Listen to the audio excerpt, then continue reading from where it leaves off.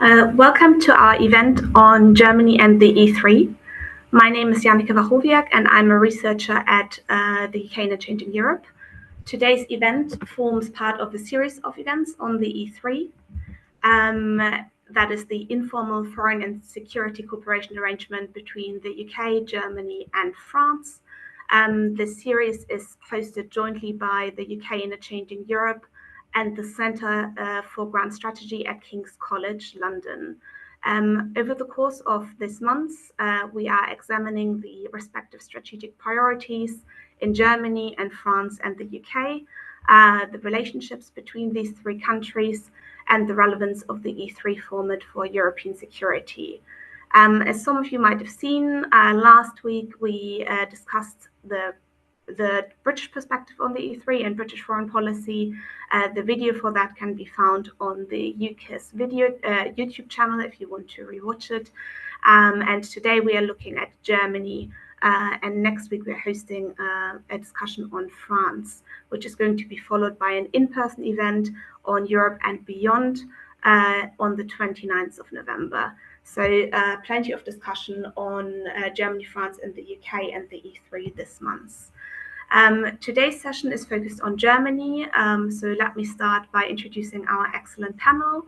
I'm joined by Dr. Roderick Parks, Director of the Research Institute of the German Council on Foreign Relations. Roderick also heads the Alfred von Oppenheim Center for the Future of Europe, where he works on issues of European integration and the EU's role in the world. We are also joined by Professor Christoph Meyer, who's a professor of European and international politics at King's College London. He co-convenes the research group on European foreign policy and is a member of the King's Intelligence and Security Group. And last but by no means least, we're joined by Professor Jocelyn Maudsley, Professor of European Politics at Newcastle University. Jocelyn is co-editor of the journal European Security and currently works on a project on European defense spending in the light of the Russian invasion of Ukraine. For those of you who have joined us online, please feel free to drop your questions into the Slido, and we will try to answer as many as possible. You can also vote up your favorite questions if you want to make my job a little bit easier. In terms of the structure for today's discussion, we will start by taking stock of Germany's Zeitenwende. How is it going 21 months after Chancellor Olaf Scholz's speech? How does Germany see its relationships in Europe, particularly the relationship with the UK and the relationship with France? And of course, we will discuss the German perspective on the E3 format and the relevance of the format going forward.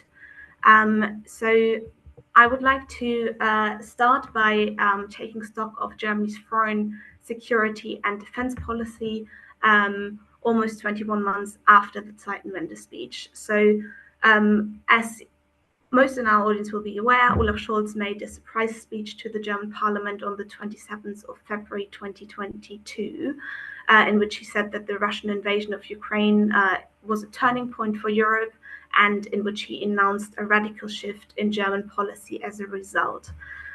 So my first question to our panelists, to each of you, is why was this speech so significant? And almost 21 months later, what is the state of the German Zeitenwende? So if I could start maybe with Roderick and then go to Christoph and Jocelyn after. Thank you very much. What's the state of things? I think I take a step back a little bit and say my impression sitting here in Berlin is that the speech was based on a sort of misconception, and that was basically that Ukraine was going to basically lose the war within the first few days, and in a way Germany would be able to take a step back and have time to do the things that Olaf Scholz set out in his speech. So the German public, I think, would be very clear, these are the stakes. And then there would be a matter of time to carry through the changes, not just in defense, but also technology, energy, trade, and so on, reducing Germany's dependencies. That hasn't been the way it's played out. And he made the speech, and then the war turned in a way that I think was unexpected. So instead of that sort of thinking process and setting out an agenda, I think Scholz has found himself in this uncomfortable situation of, it's been much more about the supply of arms and support to Ukraine in an ongoing conflict, questions about where Germany stands in that, and what kind of outcome it wants for the war. And before that, even, this government had come in with a clear agenda for foreign and security policy based on, we need to change the Merkel method. We've seen the stakes. So, they've been out of sync twice now. Firstly, coming in November before the invasion with a very different agenda, but apparently clear-sighted. And now this, based on another sort of misconception. So they've been kind of out of sync on a lot of things. And that means I think people have sort of Zeitenwende fatigue a little bit, because so much of it is caught up in this highly politicized debate on one's support to give to the Ukrainians, which has kind of muddied the deeper debate on how do we change German policy and how does the world look like beyond Ukraine. Thanks, Roderick. Christoph, if I could go to you next, is that also your take on where we're at? Has Germany been out of sync a lot of times, and is there a bit of a Zeitenwende fatigue? Well, I think there are different definitions, different interpretations of the Zeitenwende. I think if you look at the speech carefully, it was initially meant to be kind of a Zeitenwende in the kind of sea change in the security environment in Germany, whereas I think in the German debate, more and more people have said this is a Zeitenwende. It needs a deeper fundamental change in how German foreign policy operates, how the institutions operate. So kind of a really quite deep-rooted necessity for change, structural change in Germany, which was not maybe so apparent in the speech, except for more spending on the German armed forces. So I do think it's a bit of a Suez moment for Germany, because it wasn't just about the misunderstanding of Russia and the misunderstanding of the Russian threat. It was also questioning Germany's economic policies, Germany's energy policy, Germany's kind of geostrategic blindness. All of this is, in a sense, signified and rolled into that kind of strategic shock of Russia's whole-scale invasion. And that's, I think, why the debate is quite a bit broader than just about questions of spending. Now, where do I think Germany is? I think Germany clearly lost a bit of a year because it had a defense minister in office who was not behind the Zeitenwende. So there was a kind of gap opening up between the speech and the implementation. We've had now we do have in Germany a defense minister who wants to make very significant changes, also cultural changes.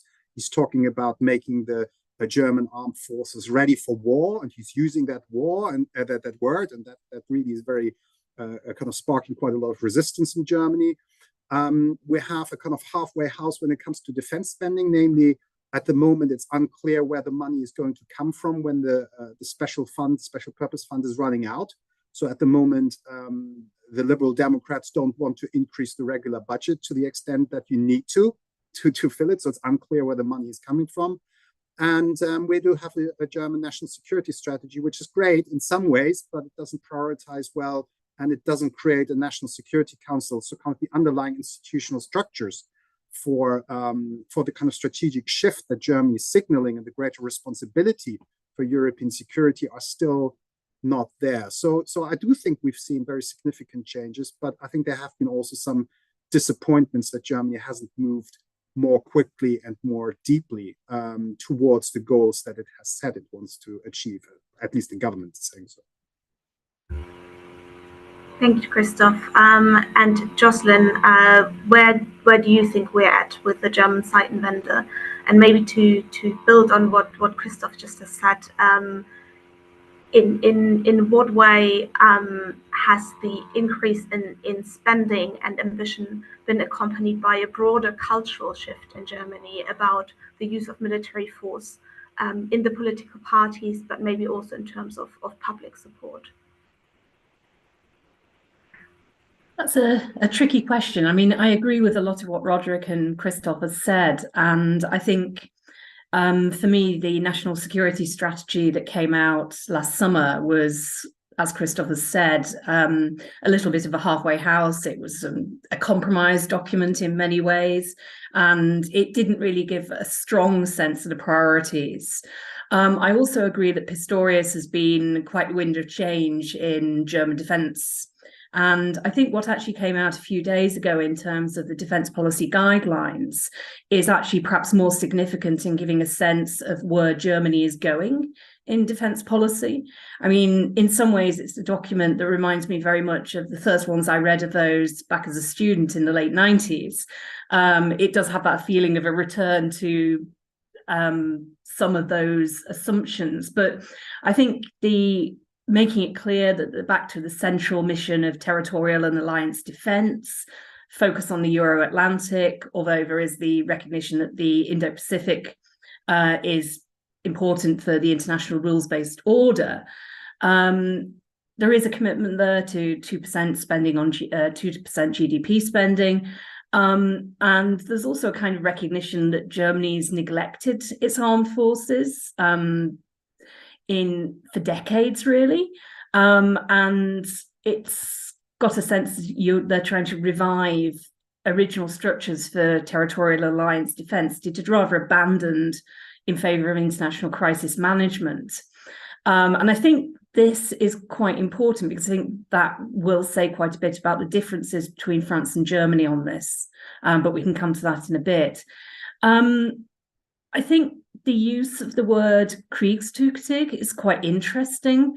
It reminds me a lot of the phrase that used to be used in the earlier years of German membership of NATO, Bündnisfähig, the idea that you had to be fit to be part of an alliance. And to some ways, this is now fit for war. And it sort of builds on the same kind of ideas that Germany needs to be a strong and credible NATO partner.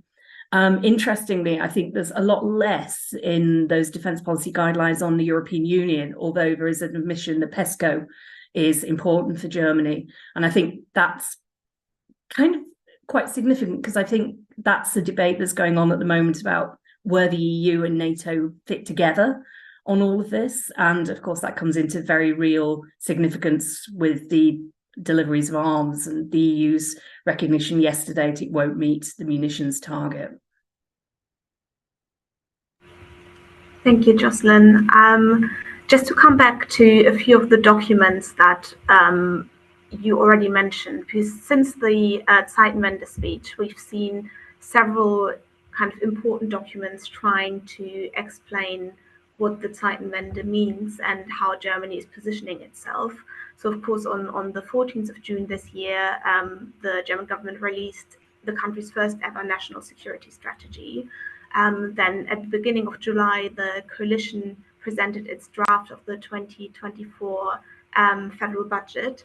And on the 10th of November, as Jocelyn already mentioned, Boris Pistorius, the German defense minister, released the new defense policy guidelines.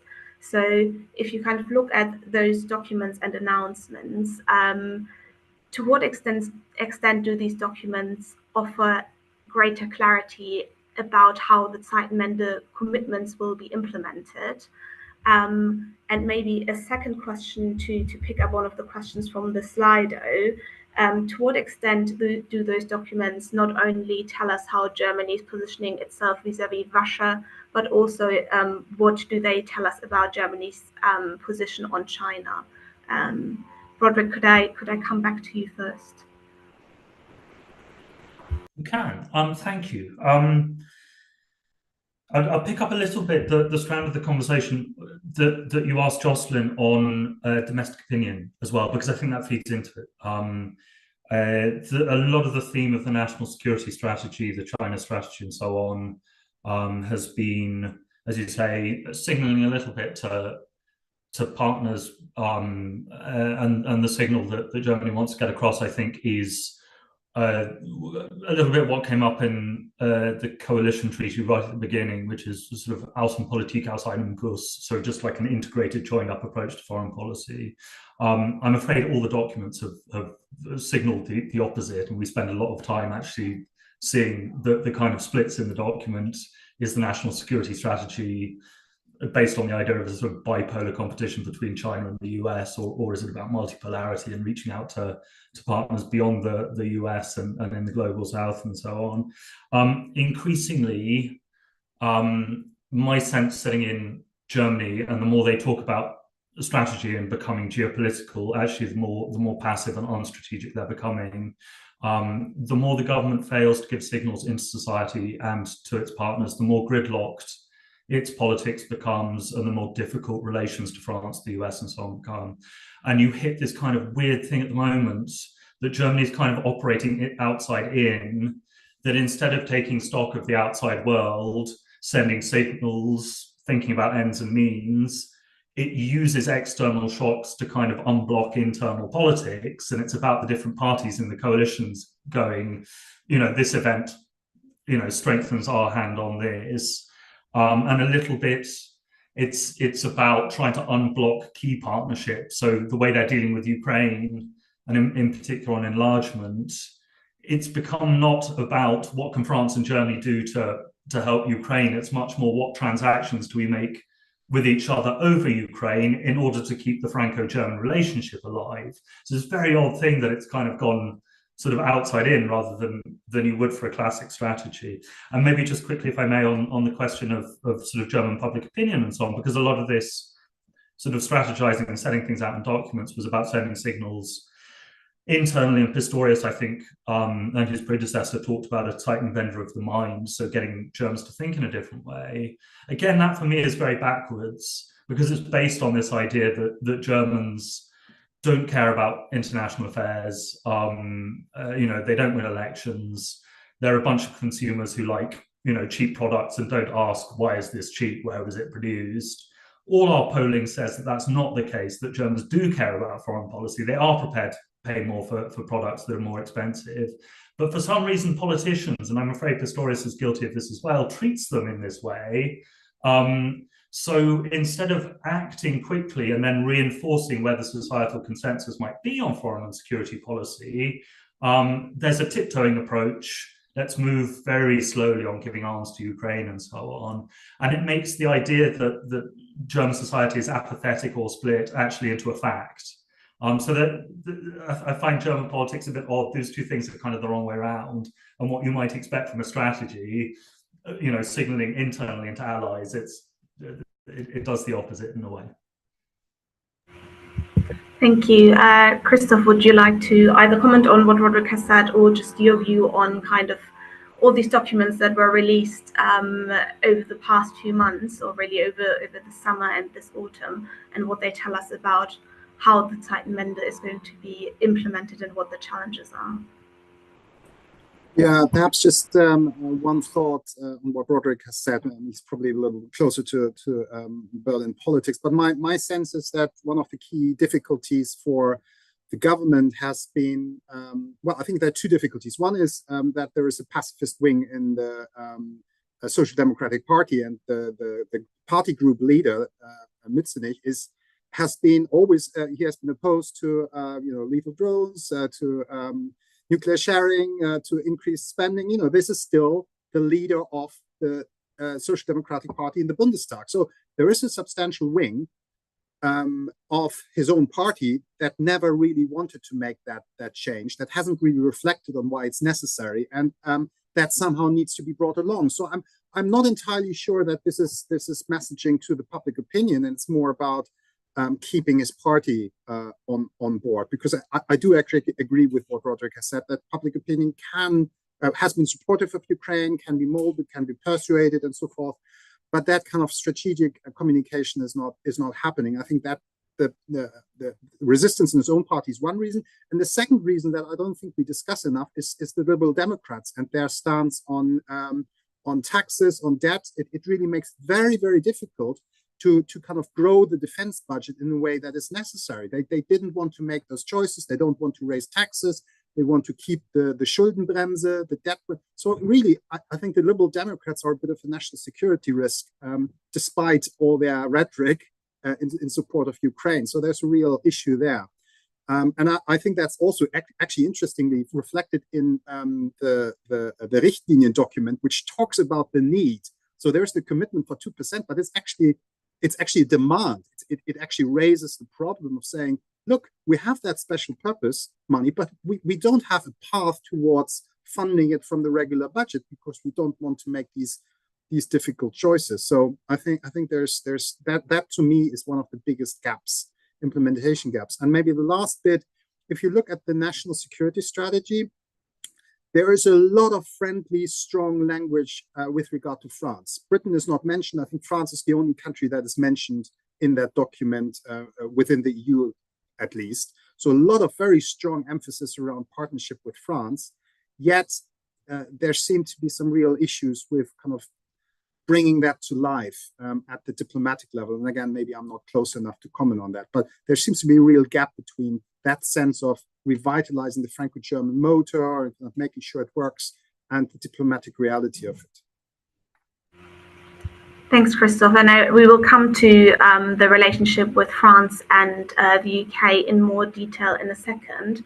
But before we do, Jocelyn, what is your sense of the strategy documents that we've discussed and what they tell us about implementation and about implementation challenges, and maybe also in particular this point that Christoph made about kind of the internal disagreements in the German coalition government and things like bringing back the Schuldenbremse and kind of financing rules. What does that tell us about kind of the sustainability of this shift in German foreign security and defense policy? Yeah, the money. It's always an interesting point. And I would say, obviously, this is focused on Germany, but I would say the Germans are not the only ones who are struggling right now to actually work out how to change defense spending in Europe. I think there's a degree of kind of everybody's watching each other and everybody's a bit scared to make a mistake. And so that's contributing to the feel that there's not a great sense of strategy about, in particular, arms procurement and really how you rebuild military capacity. Because like it or not, the donations of arms to Ukraine do mean that a degree of rearmament is going to be inevitable, even if it's just restocking. So I think Germany is important because it's such a big country, but it's not the only one to be struggling with this as a policy issue. And I do think the defense policy guidelines are perhaps slightly, well, they're a better guide, I think, perhaps than the national security strategy was, in that they are a bit more specific. But in some ways, the way that they develop, I think, is also reflective of differences within the coalition. I mean, and also just how badly the coalition is polling at the moment in general. I mean, it's not exactly a success story for any of the three parties. Perhaps the Greens aren't too bad, but so it's against all of that. And the FDP, I'd completely agree with Christoph, is a real problem. It is hard to see how you have a sustainable path to 2% with the FDP's finance policies. And I know there was a claim a couple of days ago that the latest gift to Ukraine would take them to 2.1% for 2023. But I've not had the time to actually look at those figures properly and see how credible it actually is. I mean, this is a problem at the moment for spending for 2022 and 2023. The only figures we've got are estimates from NATO, and they can be quite changeable. So it's quite difficult at the moment to get a sense of trends and where things are going. So in some ways, this is a moment where we could really do with the statistics being ahead of things rather than behind things, but that's the world we live in. Sorry, I'll stop. That's my pet topic, statistics at the moment. Thank you, Jocelyn. Christoph, did you want to come in on that? Yeah, just very briefly to spread the blame around a little bit. I think one of the I think greatest disappointments, at least for those who thought there needs to be deep-rooted reform, was also that the Greens didn't agree to the creation of the National Security Council because it would have been situated in the Chancellery. And I think this would have been a quite remarkable kind of institutional change that would kind of counterbalance a little bit the tendency in Germany that it's very difficult to coordinate things. It would have created the underbelly, the kind of the expertise, permanent expertise to chart a foreign policy course. And in theory, everyone was in favor, but then when it came to where is it situated and who's chairing it, somehow the Greens couldn't allow this forum to be created just because it's not led by the foreign ministry. It's just such a petty coalition politics that I think got in the way a little bit on that.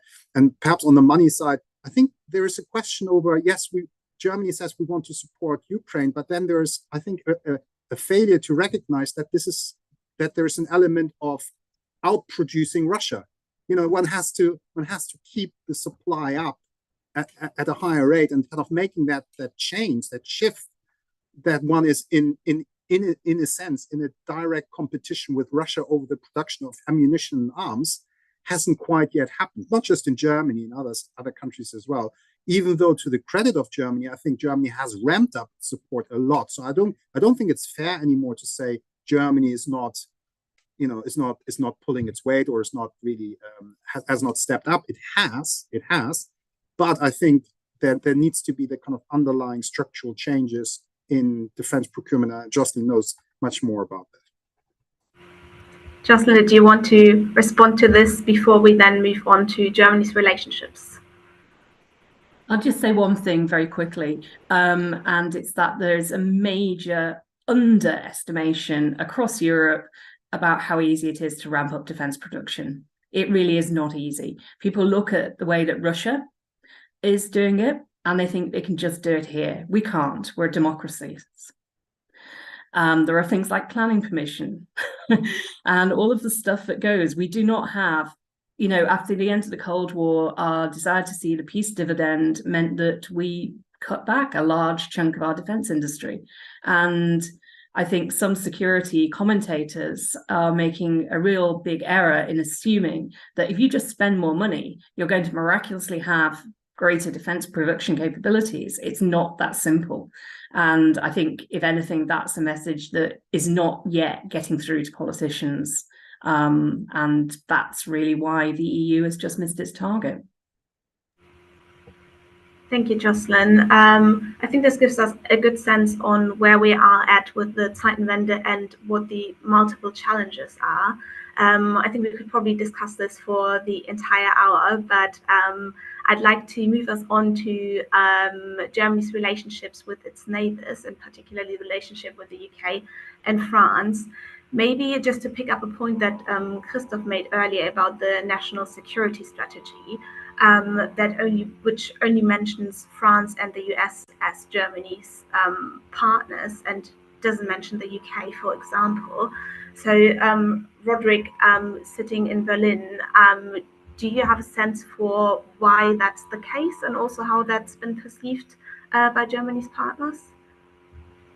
The British never complained, the Poles complained that they weren't mentioned, and that kind of feeds maybe into the sort of alternative E3. I think in a way the UK would have been surprised to be mentioned, and I don't think diplomats here picked it up particularly. I mean, maybe 2 or 3 points on the sort of the three bilateralisms: UK Germany, France Germany, UK France, and how it fits together. German-British relations after Brexit, I think, and this is something that we misread in the Brexit discussions, Germany would always put the integrity of the EU ahead of its own bilateral interests with the UK, not just in economic terms, but also in security terms. And I don't think the bigger picture has changed that in any way. This sense of, we could be doing this in Ukraine if you were less dogmatic about the EU. in a way, it's the opposite from a German perspective. It's no, the European Union matters. That's our primary recourse. I think the relationship has shifted over the last 5 years, and not necessarily in a more positive way, funnily enough. So we did get over the Johnson thing of trying to make Germany and the EU look bad by moving quicker on sort of liberal international policy. Britain can be quicker to bring in sanctions against Belarus or whoever it is, and kind of identifying these issues where Britain thought Germany and the EU would be slow to act so that Britain would look better. That's kind of faded. Sunak comes in, cashes in his chips with the Windsor Agreement, and then Germans are sitting here thinking, okay, and now what? You know, we're all ready to go. What's going to happen? And the UK disappears again. So I think there was a bit of a limbo, and now, you know, if I talk to German colleagues about how they see the UK as a bit of a nuisance, I think, I'm afraid, because this government a little bit, I think, pictures itself as a kind of taboo breaker, and if it, you know, maybe it takes this lesson from the EU negotiations. You know, if we break a taboo on migration or on sending, you know, certain kinds of long-range weapons to Ukraine or whatever it is, then that's the way to kind of get around the Germans who say, no, you can't possibly do that. And then a sort of, you know, a motley crew of Europeans puts up their hands and say, well, thank you for breaking this taboo, Britain. You absolutely, you know, we can do this. From a German perspective, it looks like the UK sort of peacocking, being unreliable, trying to score international points, and kind of going back to the Johnson modus operandi. So the first thing is, you know, the relationship has improved, but in my sense, not as much as you'd expect. Second thing for me, I think, is the bilateral relationship between Germany and the UK is still filling in a kind of a sort of vacuum that was left actually by the sort of triangular bilateralisms that existed before. So when the UK was in the EU, there was a kind of symbiotic relationship between the three of them. It wasn't a triangle. The E3 was, you know, sort of peripheral, if you like, but the three bilateralisms all balanced each other out. And the UK and France would do security stuff and try to pull the Germans in a certain direction. And the UK and Germany would do economic stuff and try to pull the French in a certain direction. And the French and the Germans would do sort of EU institutional stuff and try to pull the UK in a certain direction. That's gone now. The UK is not involved in any of that, really. The prime partner for Germany is France, and it has to do all three of these things with Macron. And as Christoph suggested, that relationship is not a happy one. So Germany is kind of bound by this thing of, actually, it was a triangular relationship, and quite often when the UK was in the EU, they were balancing against France, but that was never part of German rhetoric. Now Germany is bound by the rhetoric of the Franco-German relationship that's the motor of everything, and it has to agree on economic policy with France. And that's okay to a degree because things are in flux, but it's difficult. And France needs to agree with Germany on security stuff when the relationship with the UK is firmer. So that triangle is the sort of background, I think. And maybe a third point, just sort of filling that in, I think the UK finds itself now being subject to Franco-German compromises on all three of these issues. One of these is the idea of sort of a Europe of concentric circles. That's the institutional picture that France and Germany have agreed on, which places the UK in an outer circle of hell around a Franco-German core. On the economic side of things, I think the relationship between France and Germany comes together around, you know, we're all thinking about economic security. That means that Germany is moving more towards a sort of protectionist line, industrial policy, etc. I think the UK stands a risk there of being squashed between two protectionist blocs, the EU and the US. Not a happy situation. And on the security side of things, as I say, I think France's instinct is often to cooperate with the UK on security matters, and Germany is very nervous about that and kind of adopts French industrial policy thinking for European armaments industries in order to kind of keep the UK out. So it's difficult for the UK. Sorry, that was a long answer. Thanks, Roderick. Lots of food for thought in there. Jocelyn, I'd like to maybe stay with the UK-British relationship for now, because we've also had quite a few questions on that in the Slido. How much does Brexit still affect UK-German relations? Will there be any change with the appointment of David Cameron as Foreign Secretary is one of the questions in the Slido. Then there's another question from Vincent. What is the current thinking in Germany regarding the ongoing chaos within the UK Conservative government? So I guess, how does Germany see its relationship with the UK post-Brexit? And do you think the Russian invasion of Ukraine has changed how Germany sees or prioritizes this relationship? I think every trip I've taken to Germany this year has had crowds of people asking me about salad rationing, which always leads on to the Liz Truss lettuce joke. We're the equivalent of a soap opera, I think. Quite sort of amusing because it's not happening to you, but we're just not really taken seriously. I mean, I was very taken. I saw on Twitter when David Cameron was appointed, somebody saying they were being asked to comment by Site on 7 foreign ministers in 7 years. Does British politics even pretend to act rationally anymore? And, that's, I think, kind of where we're at. I mean, I absolutely agree with Roderick on all of the difficult situation that Britain finds itself in post Brexit. And I think the collapse of those triangular bilateralisms, as he puts it, is actually bad news for all 3 countries. It makes life difficult in different ways for all 3.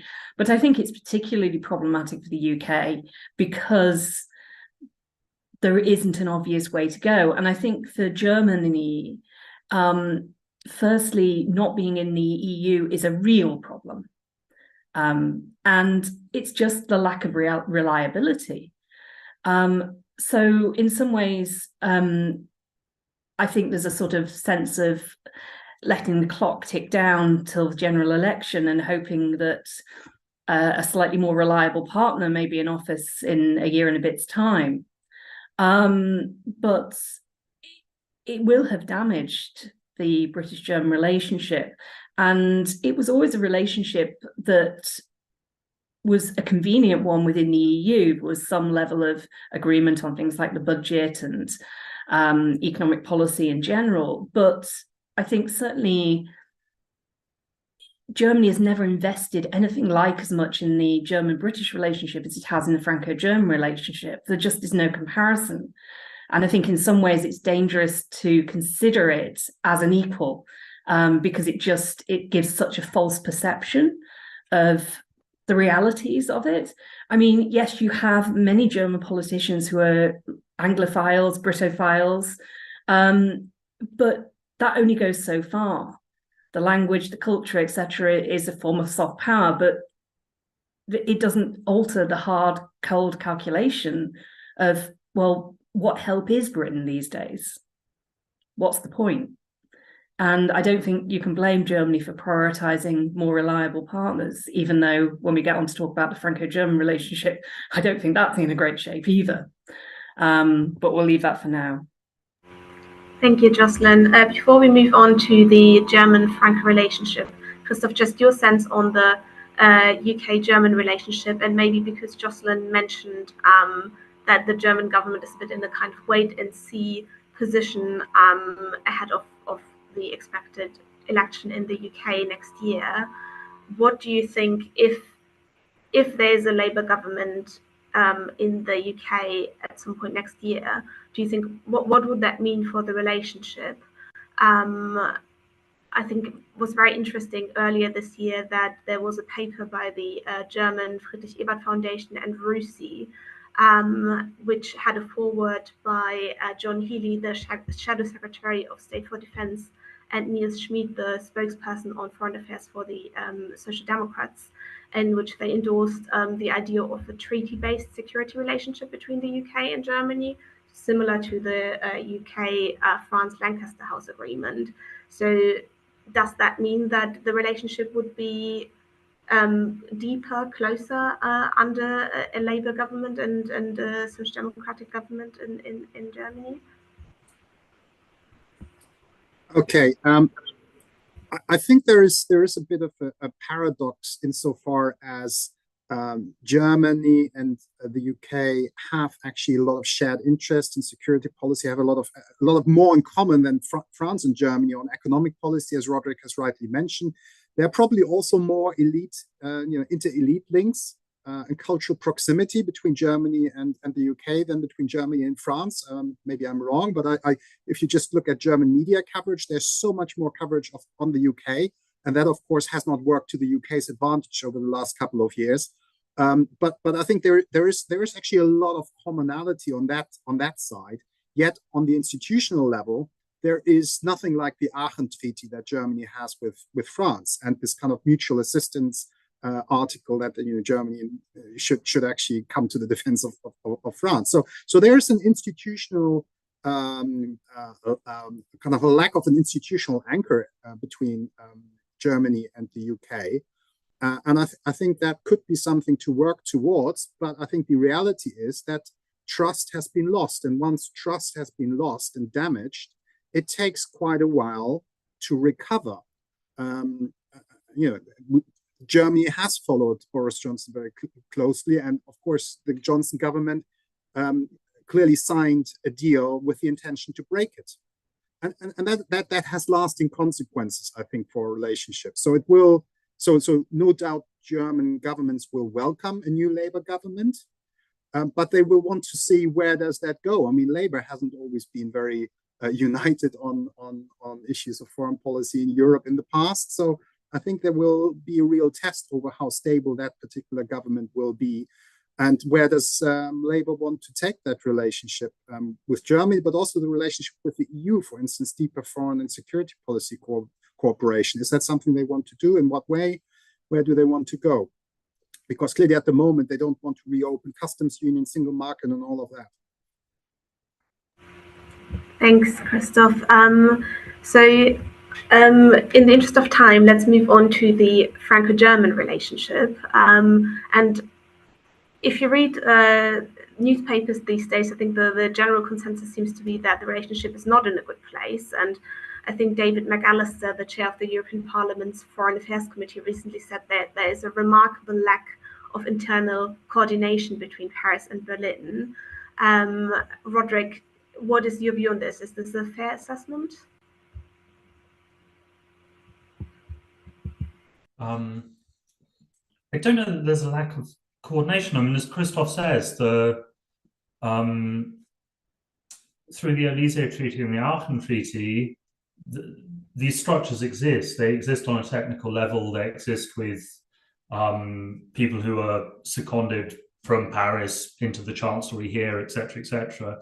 I think that coordination exists. What doesn't exist is a sort of shared strategic and political sensibility. And I remember being in Brussels just after Macron had come back on the aeroplane and had made his sort of flat-footed comments about Taiwan and so on. And I think Annalena Baerbock and the Poles had stood up and said, this man's an idiot. But sitting in Brussels, talking to the Poles and the French, they say, we find ourselves cooperating with one another kind of despite ourselves.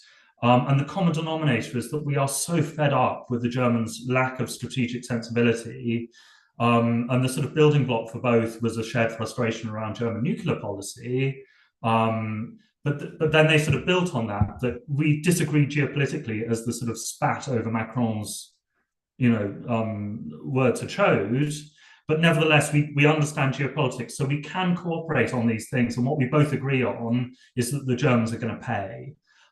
So it's not a lack of coordination on a technical level, but it's a sense on a high strategic level that there's just no thinking there in Germany. And I think as a sort of footnote to what Christoph said about the Aachen Treaty, actually one of the places where we do find that there is kind of cooperation on the basis of the Aachen Treaty is between parliaments and parliamentary committees. And you know, when Macron came out of the elections, having sort of lost his majority, power shifts towards Parliament in a way that, you know, Parliament's never played a big role in foreign affairs in France constitutionally, but suddenly there was something there. And in Germany, frustrated, you know, heads of the political parties, of the committees in Parliament going to Ukraine because their government wasn't working. So they were kind of providing the impetus. And when, you know, funnily enough, you know, just to come back to the Aachen Treaty again, Christoph said that there isn't that for the UK. But I think the UK is thinking in terms of we need that kind of structured cooperation. But what they're thinking of is government-to-government stuff. So let's have what the Germans have with the French when it comes to sort of shared cabinet committees and so on. Whereas actually the parliamentary stuff might be better. So, you know, if there's somebody in the audience from the UK, you know, the Foreign Office, focus on interparliamentary cooperation, because that's kind of where it's at the moment between France and Germany. Bullet points on the quality of the Franco-German relationship. Very different styles. Macron is the think tanker in chief, and Scholz is the professor in chief. Don't like each other. One interesting thing for me is how Scholz is trying to reach out to Global South, and I think he's doing that by portraying Western Europeans as kind of unreconstructive imperialists, you know, sort of nostalgic Brexit Britain, nostalgic Macron, and Eastern Europeans, Poland, as sort of lost in 19th century grievance. So he's kind of denigrating the French a little bit by showing that they haven't got over their imperial past in order to reach out to different people. Maybe two minor points. The style of leadership in Germany is often you do denigrate your partners because you don't like leading in Europe. So you need to first convince yourself that your partners are incapable of acting, and you don't make positive choices. You act because you have to, because, you know, the threats are so large. So there's a lot of focus on Le Pen and Trump rather than on Macron and Biden. And we need to do this because of this terrible eventuality, rather than how can we build with them. And sorry, I'll stop there. Thank you. Jocelyn, what is your sense on the Franco-German relationship and kind of the challenges that we've seen over the past few years, and kind of the relationship that Macron and Scholz have? I think I'm going to go in a different direction to Roderick and say a bit more about security, because I think that's actually a really important fault line in the relationship. Because there, I think the two really don't share the same strategic vision, and that is increasingly problematic. In fact, I think Macron's pet project of strategic autonomy for the European Union, he increasingly sees Germany as actively damaging it. And it's actually it's something that you can see from both sides, because it does come down to different assumptions about what you're going to have to do in security matters.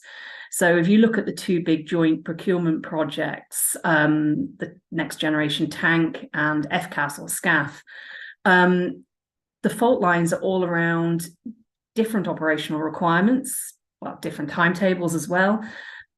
Arguments are at work share, but a lot of it comes down to the fact that Germany is clearly now planning for collective defense. It wants a heavy armored tank, for example. France wants a light one that can be easily transportable, as the Leclerc was to Africa. You know, it's just a different set of assumptions. And because Germany is very keen to fill in its perceived gaps in armaments, its kind of go for option is to procure as fast as it can. And in part, this is the problem with the lack of a long-term budgetary solution, because essentially you've got to use these special funds. And I think that's what's leading to the other big disagreement, which is on the Sky Shield project. So Germany is leading a coalition of European states to buy air missile defense. And because they want it quickly, that means buying US and Israeli technology with some use of German technology. And that, of course, is anathema to the French, who see that as really damaging the long-term health of the defense industrial and technological base in Europe. So, you know, the French preference is buy European, well, really buy French. And Germany is just not cooperating on that. And that's actually quite serious for the French, because the vision of European security is very much based around strategic autonomy. And it's not just about Trump and who might be the next American president. It's very much a sense that Europe needs to have capacities. And that Germany isn't on the same page with that is increasingly, I think, quite problematic for the security bit, the relationship. Thanks. Thanks, Jocelyn. Christoph, what is your sense of the Franco-German relationship, and maybe also, if you don't mind, already start thinking a bit about the E3 format. We had a question in the chat, which kind of is a nice transition, which is from Richard Whitman, which is, if the E3 was not already in existence, do you think that Germany would have advocated such a grouping now? So basically kind of bringing a bit together how Germany sees the relationship with France and the UK, and how to kind of coordinate these two relationships as very important powers in Europe. Yes. I do wonder a little bit also after February 2022 whether the E3, whilst kind of being important, while the three countries are still very important for European security, we are now at a moment when Central and Eastern Europe is far too important to be not integrated more properly. And I think that is also a key dimension in the kind of Franco-German relationship. The more France is either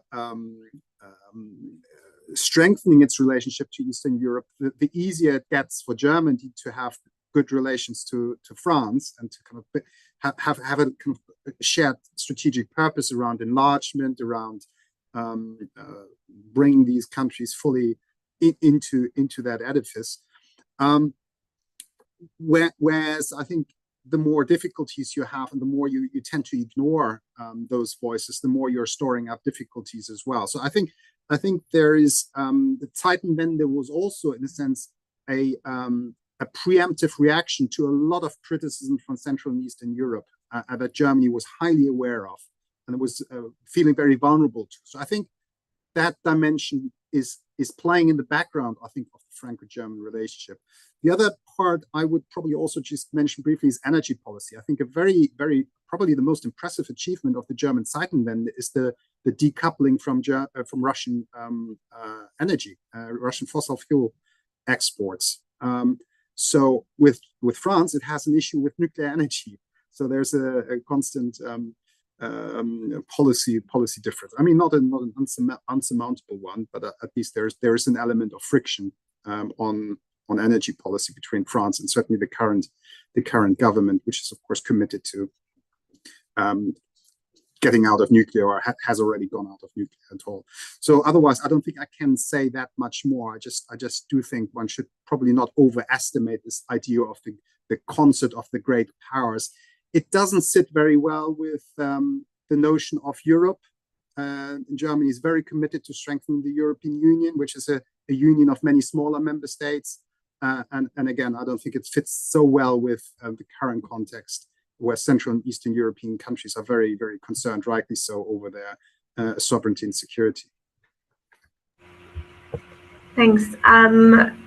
Roderick, Jocelyn, question to both of you. Is the E3 still fit for purpose, particularly given those things that Christoph just mentioned about kind of the changing power balance within Europe, within the EU, in the context of the war in Ukraine, and Eastern European and Central European countries potentially feeling left out of the E3 format.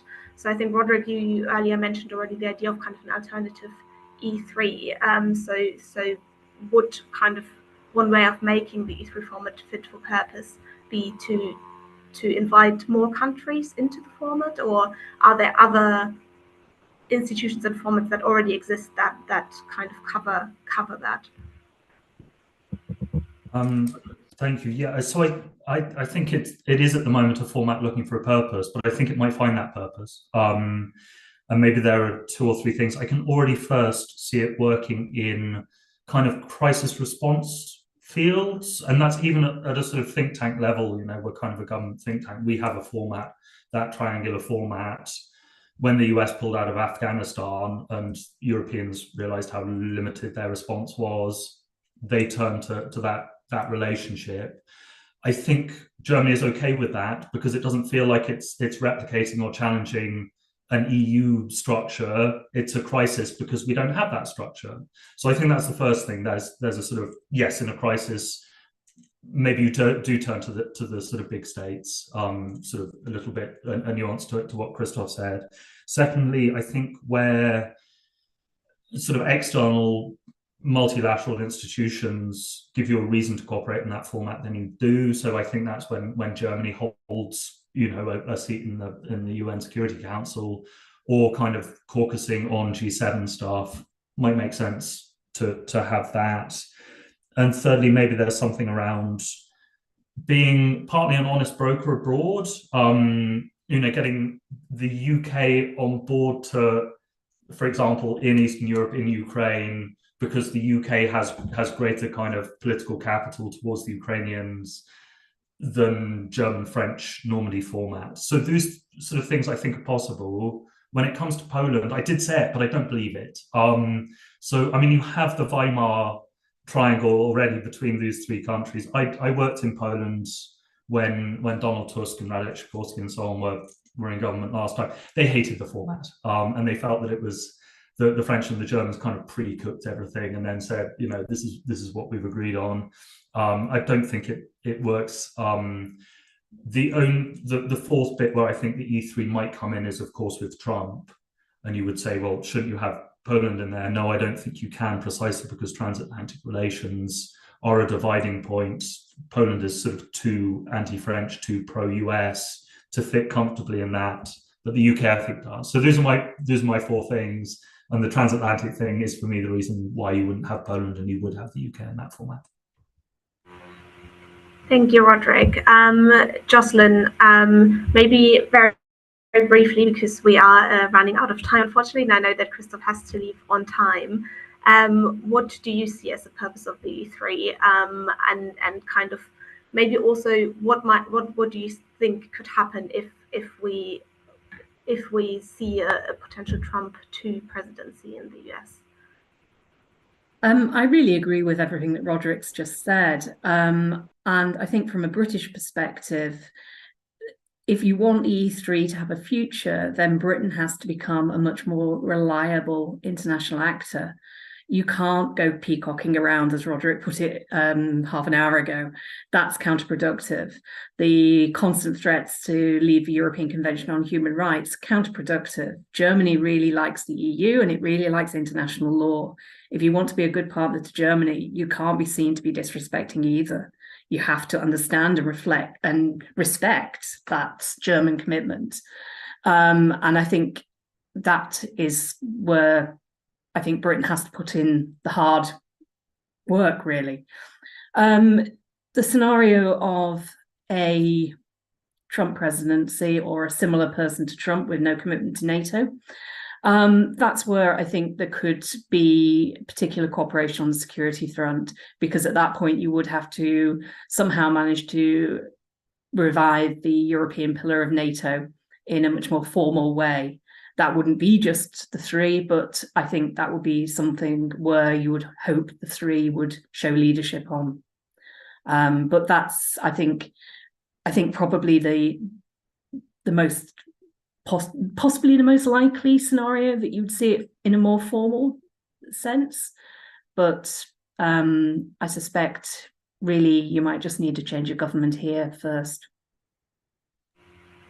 Thank you, Jocelyn. I'm afraid that's all we have time for today, but I want to say a big thank you to all three of you, Roderick, Jocelyn, Christoph, for your insights today. I found it extremely interesting.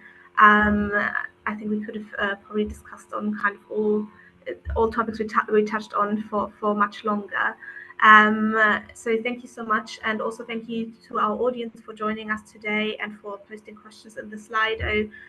Just a brief reminder that we will continue this discussion with an event on France next week, Wednesday, and a final in-person event on the 29th of November. If you want to sign up to those events, they are all on the UKICE Changing Europe website, so please do sign up. And thank you very much for joining us today.